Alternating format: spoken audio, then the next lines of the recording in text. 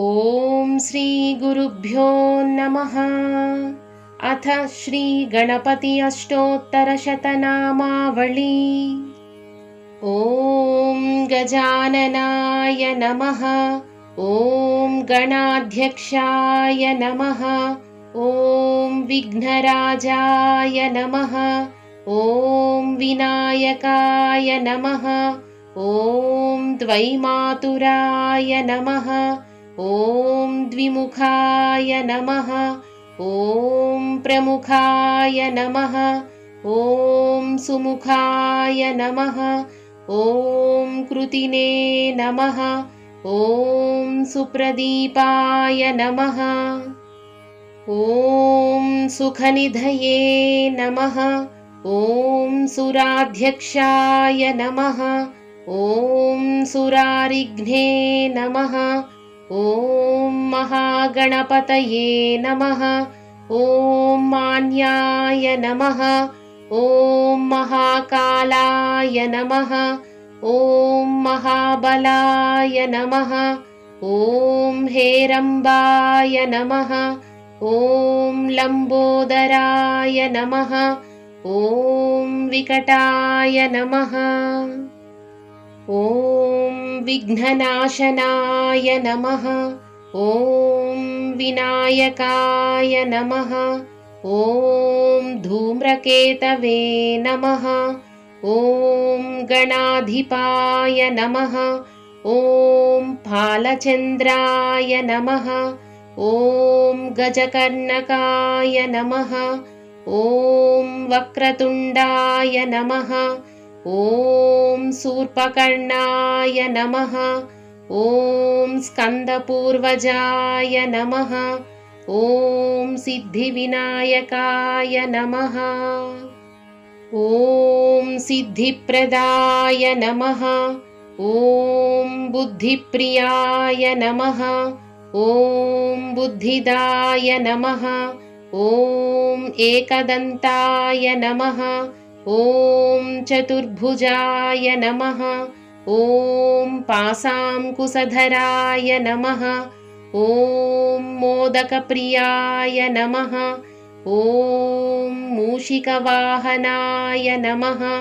ॐ ईशपुत्राय नमः। ॐ उमासुताय नमः। ॐ शिवतनयाय नमः। ॐ भवात्मजाय नमः। ॐ गौरीपुत्राय नमः।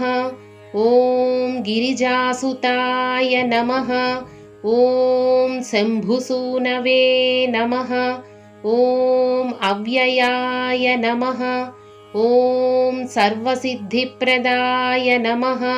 ॐ सर्वमङ्गलप्रदाय नमः। ॐ भक्तवत्सलाय नमः। ॐ करुणानिधये नमः। ॐ वरप्रदाय नमः। ॐ मङ्गलमूर्तये नमः। ॐ सर्वेश्वराय नमः। ॐ जगदाधाराय नमः। ॐ जगदीश्वराय नमः। ॐ देवदेवाय नमः। ॐ देववन्दिताय नमः। ॐ महेश्वरप्रियाय नमः। ॐ योगाधिपाय नमः। ॐ योगिनां पतये नमः। ॐ ओङ्कारस्वरूपाय नमः। ॐ प्रणवस्वरूपिणे नमः। ॐ अग्रपूज्याय नमः।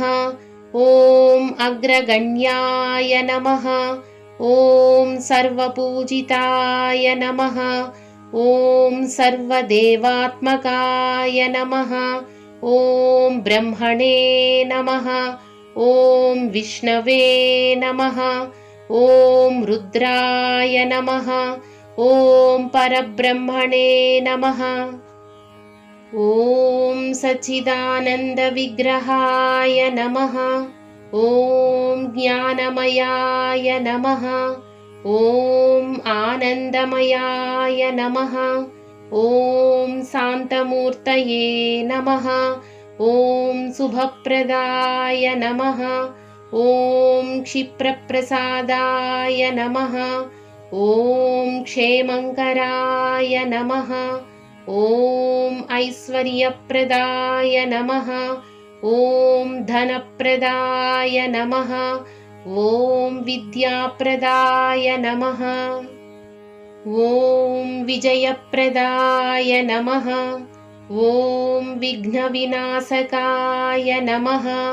ॐ सङ्कटनाशनाय नमः। ॐ भयहारिणे नमः।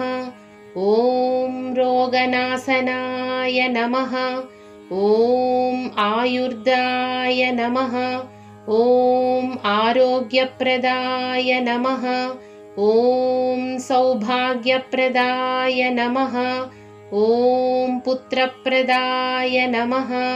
ॐ भक्ताभीष्टप्रदाय नमः। ॐ सत्यस्वरूपाय नमः। ॐ धर्मरक्षकाय नमः। ॐ जगत्पतये नमः। ॐ जगन्नाथाय नमः। ॐ सर्वान्तर्यामिने नमः। ॐ सर्वव्यापिने नमः। ॐ अनादिनिधनाय नमः। ॐ निरञ्जनाय नमः। ॐ निर्गुणाय नमः। ॐ सगुणाय नमः। ॐ भक्तप्रियाय नमः।